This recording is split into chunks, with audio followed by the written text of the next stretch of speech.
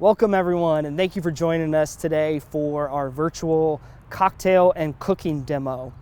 As many of you know, usually around this time we are gathering together in person for our dine around, but unfortunately these days we're not able to do that. So our special events team was able to put together what is bound to be a really great afternoon of cocktails and cooking demonstrations.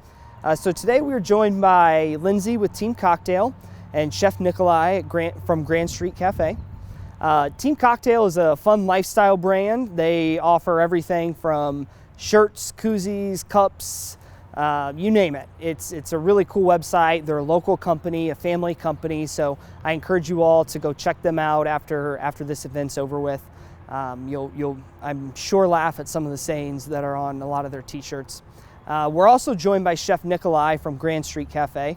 As many of you know, Grand Street has hosted our professional education conference last year, so we're very grateful for the continued support that Grand Street Cafe has given to MPI KC, and a big thank you to Rick and Christy Ghilardi, the owners of Grand Street Cafe, for their continued support.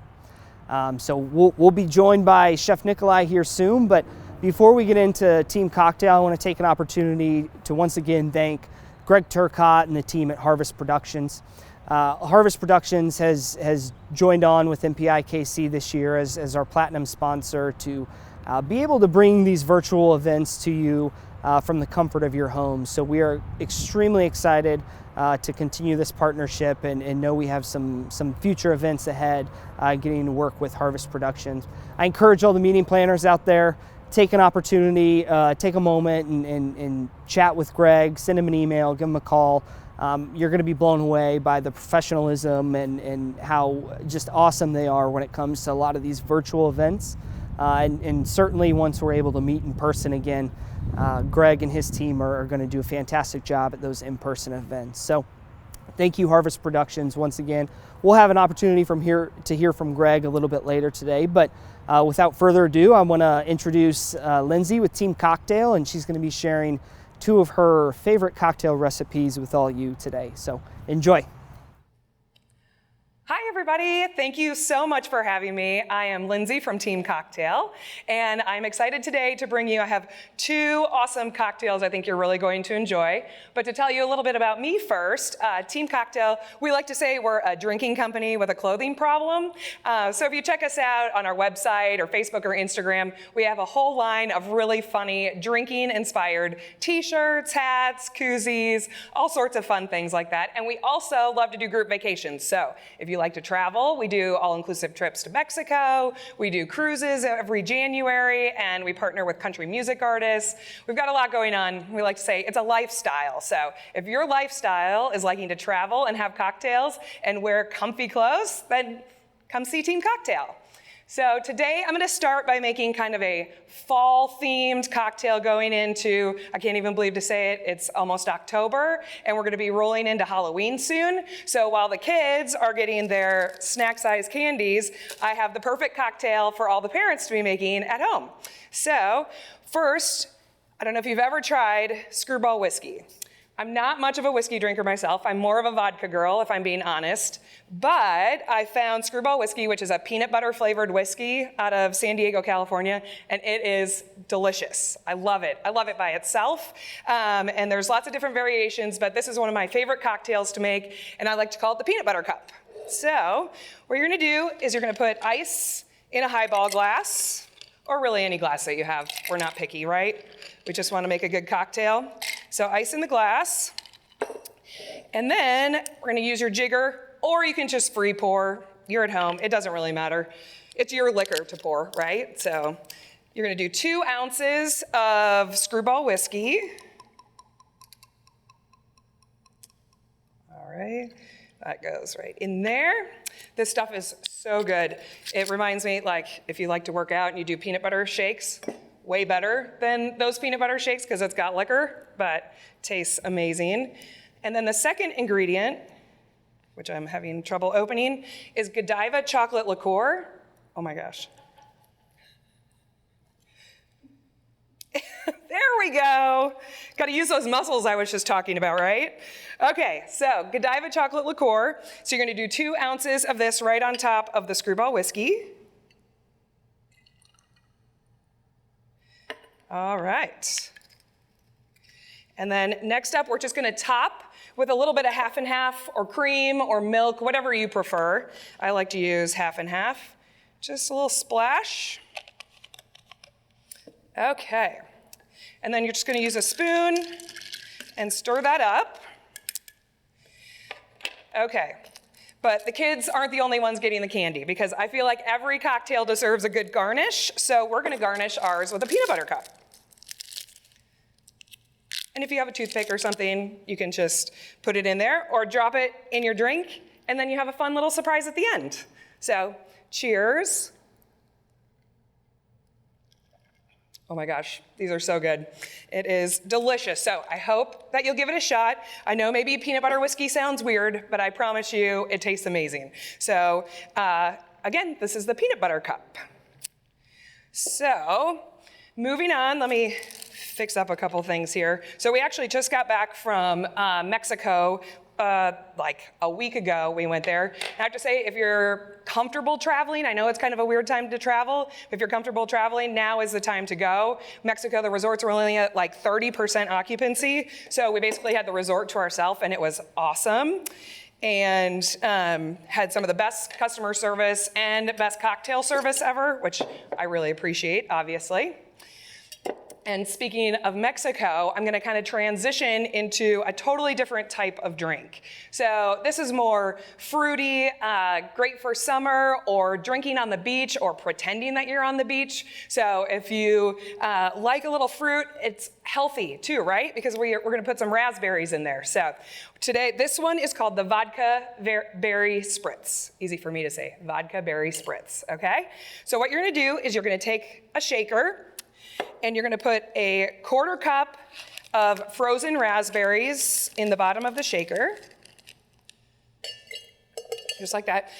They can be frozen or a little bit thawed. They'll muddle a little easier if you're using, if you've just let them sit out for like maybe 5 minutes before you make the cocktail. And then we're going to add 2 ounces of lemonade. And that'll go right, hold on, I'm going to wipe this down because we don't want to taste peanut butter whiskey in this drink. All right, so 2 ounces of lemonade. And you can do whatever kind of lemonade you like or whatever you have around the house, but it is an important part to the cocktail, so make sure you don't leave out the lemonade. It adds to the tartness. And then you're gonna add 1 ounce of simple syrup. Now, simple syrup, you can make at home. You can also buy it at the store. I just bought this at Hy-Vee. So you can buy it in the liquor department there, or you can take equal parts sugar and water and boil or warm them up, bring them almost to a boil, and just let it mix together, and then you have simple syrup. And then you can just put it in a bottle that you have at home and keep it in your fridge, so then you have it for making cocktails later on. And everybody will think you're fancy because you have simple syrup at home, right? Okay, so then we're gonna do 1 ounce of simple syrup, and that goes right into the shaker as well. So, couple things. If you don't have a shaker at home, another thing that you can use is a mason jar with a lid. So put all your ingredients in the mason jar, and then when you're ready to shake it, you can just put the lid on and shake it, and you have a at-home shaker, which works great. And I'm gonna be using a muddler because we wanna muddle up all of the raspberries for this. And if you don't have a muddler, you can use the end of a wooden spoon. So if you have, I'm sure you have a wooden spoon at home that you use for cooking, just use the end of the wooden spoon to muddle up your ingredients. So you're doing the raspberries, the lemonade, and simple syrup, and you're muddling all of that together in the bottom of the shaker. Okay. Now it's time to add the good stuff, the liquor. All right, so we're using raspberry today, so I'm using a raspberry Smirnoff. You can use any raspberry vodka, or if you prefer, you could just use regular vodka too. It works just as well. I've also made it with mixed berries. Literally any kind of frozen berries that you have at your house will work. So we're gonna do 2 ounces of the raspberry vodka. And if you want, you can always, add a little extra. So we've got the raspberry vodka. Now what we're gonna do is add ice to the shaker. All right. And now we're gonna shake it up. So shake that all up.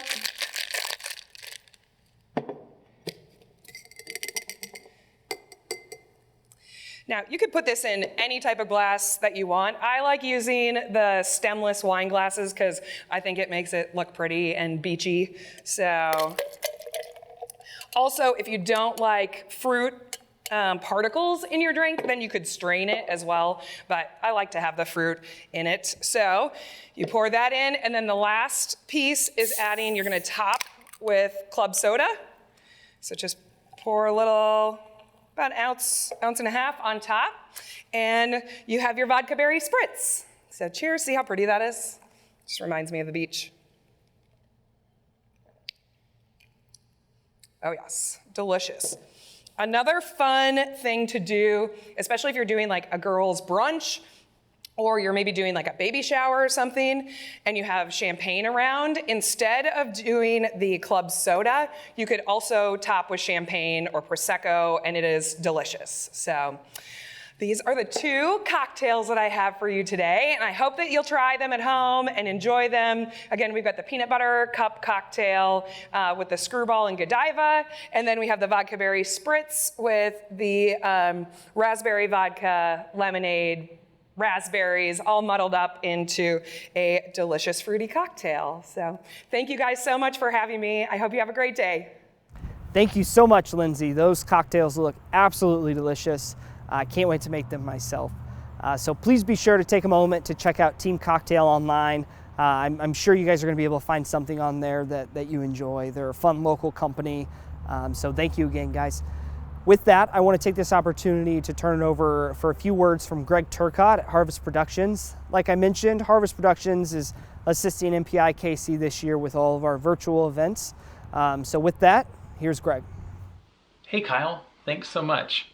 So I want to share with you guys not a cocktail or a meal that I created. I'm terrible at doing those things, but I want to give you guys some camera tips and tricks. Starting off, if you have a Canon camera, there is an app you can install on your computer that turns your really nice camera into a webcam. I'm going to put a link in the chat so that you guys can click on that and download it. You just connect up a USB cable and then your webcam looks really good. If you're spending a lot of time on Zoom or things like that, you can get one of these power adapters so you can leave your camera on for longer. The next thing that I want to show you guys is some tips and tricks for GoPro time-lapse videos. I'm going to put another link in the description for some lighting stands on Amazon. They're super cheap and they get like 8 or 9 feet tall. So what I do is I just put the handlebar mount on one of those lighting stands and I set my camera up to, maybe take a picture every 10 to 30 seconds, or maybe even a minute, depending on if it's going to be a long conference. And every so often I'll move the stand to a new location.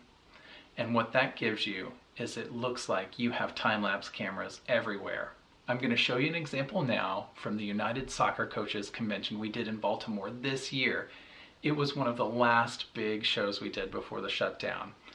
It was a whole week's long event. There were over 512 meetings, 230 lecture sessions, over 32 meal functions, the women's professional soccer draft, the National Women's Soccer League, and award ceremonies, field sessions. It was just a really cool event.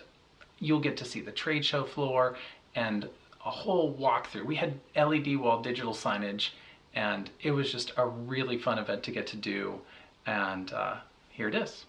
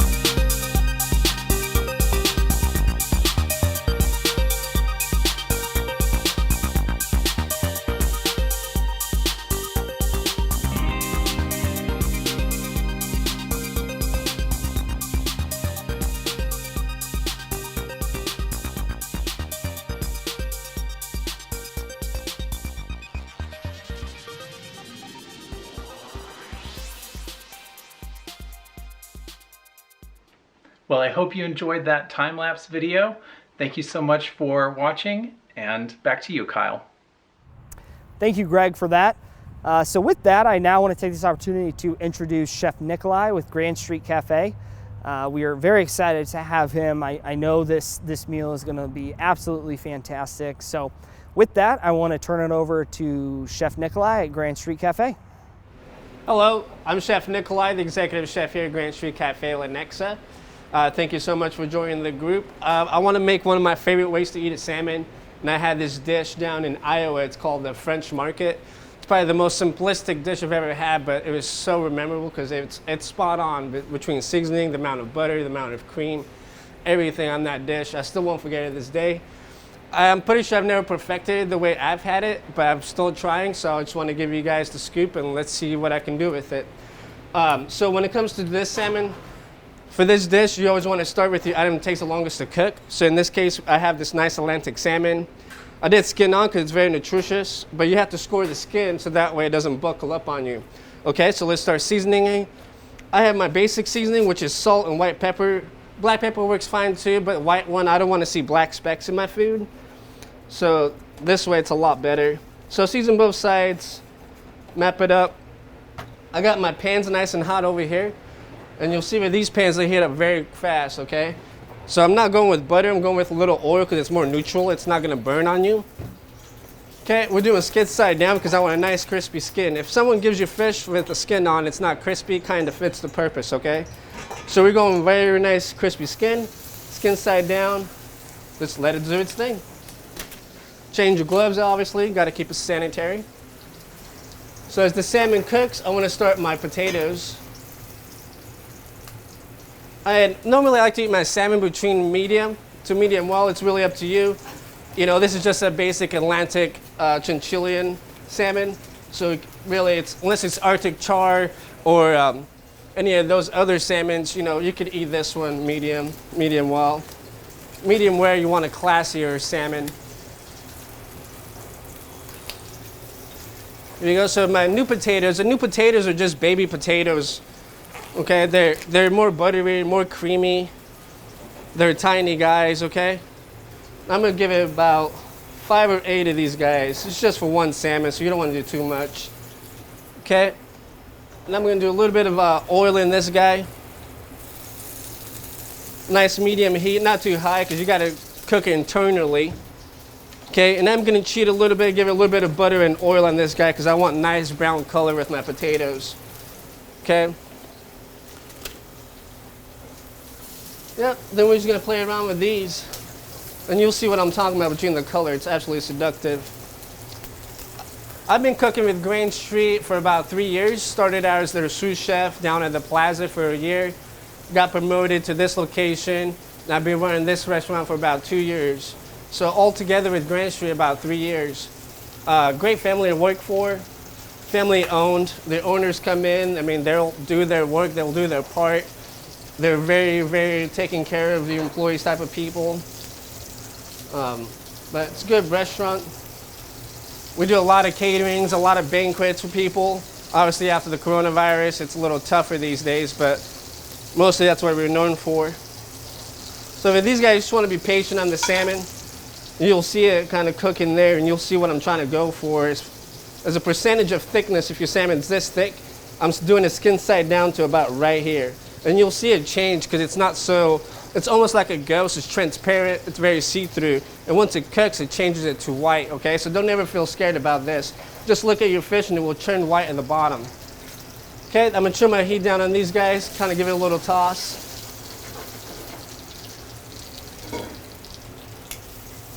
There you go. Look at these colors on these are phenomenal.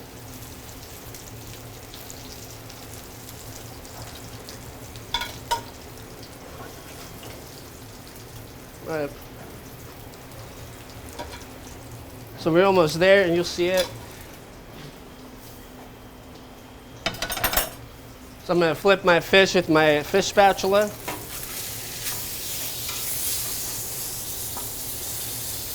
And look at that, that's wonderful. They're nice, crispy. That's the way it's supposed to be.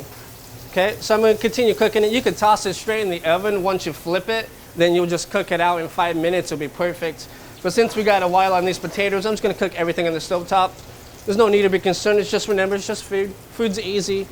As long as you're organized with it, you understand how it needs to be. And I understand that my salmon needs to be medium. And I understand that these new potatoes need to be hot. So the best way to do it is put your hands on it, okay? So we start a little bit more time.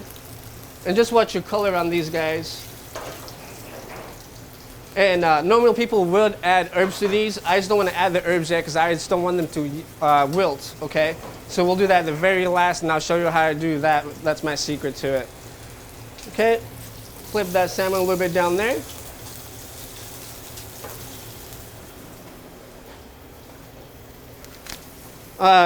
Something that's really interesting about me, I think, I just had a birthday this year, so I'm 29 years old. And part of my cooking background, I was born and raised in Eastern Europe, so that whole work ethic, working long hours in kitchens, being experimentative, I was always like, I was born and raised like that. So coming to America, you know, food to me always came in natural. I was a scout in Utah. I was trying to work on my eagle, and I was still trying to understand food a little bit because America is very different with their food. And one of the components of being an Eagle Scout was you had to volunteer. Obviously, when I did my volunteering process, I chose the one that had to do with food. So it's a team of 5 to 8 people. So 8 teams of 5, and it lasts about an hour and a half, and you made 5 dishes. And I somehow just became a natural leader in that group without me even realizing what I was doing. But we did spaghetti, I did tacos, I did a chimichanga. We're talking about very basic stuff, but out of those teams, we got first place. And as my senior year came along, I really thought, what am I gonna do for a living? And literally culinary was the only thing that I wanted to go into. But I was also fascinated with psychology as well. But this profession, there's no better profession to get paid for being creative and being slightly OCD. I know it sounds funny, but like, OCD is like probably the best thing you can have in the kitchen, is because everything needs to be in its order. Everything has to be done a certain way, especially when you're a chef. You have to tell people how to do it. You have to show people how to do it, and it has to be consistently every time. And that's the hardest thing I feel like for me to be a chef, is to be able to execute my expectations through other people, so that way the standards are being met and followed through. But the food, to me and to everyone else, I mean, food's been around for a long time.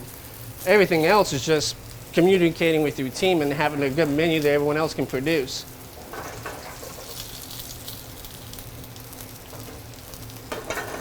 Yeah, so these potatoes are almost done. I see the salmon right here, and just like I was talking about, it's gonna push out white stuff on it. With muscle fibers, when they cook, they're gonna push a little white fat right here. So I know this is perfect. I don't even have to put a thermometer. If you watch the proteins, it will speak to you. And that's the one best thing about it. It's just right here, I was telling you guys, the white, that's the fat pushing out. That's perfect right there. So we're just gonna let it rest right here. Change my glove. I got this bowl. Now all I'm gonna do is get my new potatoes in this bowl. And I'm gonna use a little bit of the butter and oil that I put in here.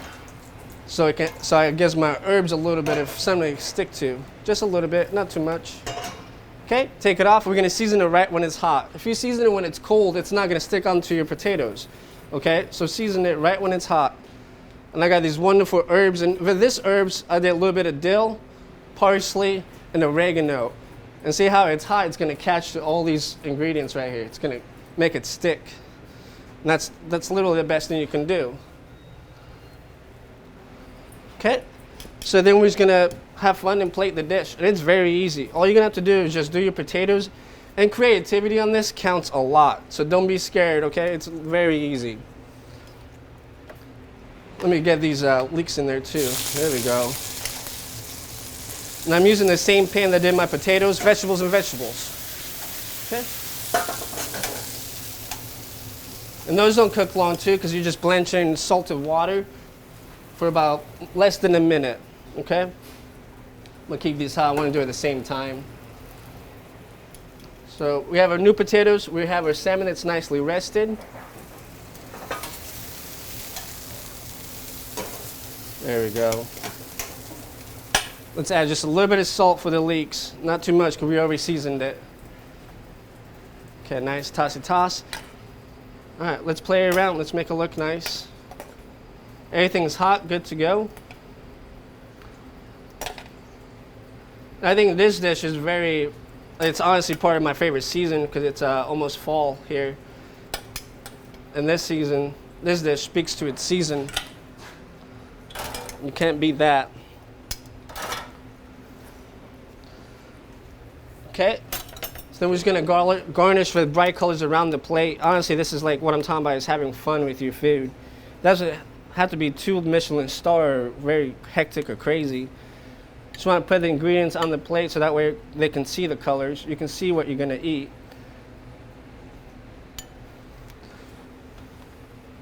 Okay, then we have our nice salmon. Put it right on top. And another secret thing I like to do with my salmon is a lot of people will sear with lemon, but I don't like the lemon being cooked out like that. It makes it almost too bitter. So fresh lemon right on top, okay?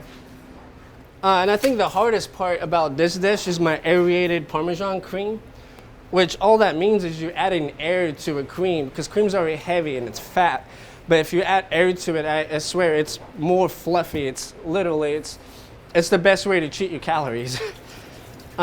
How do you aerate a cream? Very, very, very cool. So you have a gun, you can buy CO2 chargers, and the way I made my creams, I did two cups milk, then I did the wheels of the Parmesan, slow simmer, a little bit of vegetable stock in there. The secret is to not let your cream scorch, okay? And just let the flavors absorb in there. In the last 2 minutes of your cream, add oregano and rosemary, okay? Then you're gonna strain it through and put that mixture in a gun. I did about 2 canisters of CO2s. Okay, shake it up a little bit and put it right on there. And you'll see what I'm talking about. See how light this is? This is probably like the coolest thing that I've learned so far, is to make it a cheat code. And I have this nice, crispy celery leaves that a lot of people throw away in the trash. I just think it's silly. All you have to do is wash them and garnish your dishes with them. Because a lot of people use their microgreens, and I love microgreens. But simple greenery like this is a wonderful way to garnish instead of always utilizing your microgreens. Then obviously for a restaurant, we gotta clean up a plate. So I have a nice wet towel here. Clean up the plate.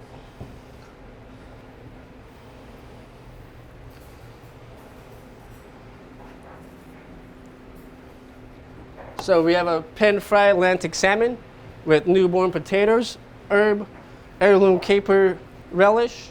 Then I have an aerated Parmesan cream with a little bit of celery leaves. This is one of my favorite dishes I've had so far. Very easy, very simplistic. Thank you, Chef Nikolai. Man, that looks absolutely fantastic. Can't wait to make that at home. Well, with that, guys, that wraps up our virtual cocktail and cooking demo. Again, I want to thank all of our members and guests that joined us this afternoon. And a big thank you to Audra and the special events team for this fantastic event, and all of our board of directors that continue to support. With that, I want to be sure to remind everyone of our upcoming events. We do have an October program. Date is to be determined, but this actually will be our first in-person event. Space will be limited, so please be sure to sign up as soon as possible. But we are going to be having an in-person breakfast that we're going to bring to you guys. So we'll be sure to include all the safety protocols that comes along with that as well. That will be at Crown Plaza downtown. And then we do have a date for PEC. So this year we'll be bringing you PEC virtually. And we're very excited about that, and that will take place in November. So November 18th, join us for our virtual 2020 PEC. More information to come, but mark those dates on your calendar. Thank you again, Lindsay and Team Cocktail and Chef Nikolai with Grand Street, and thank you all for joining us this afternoon. Have a great day.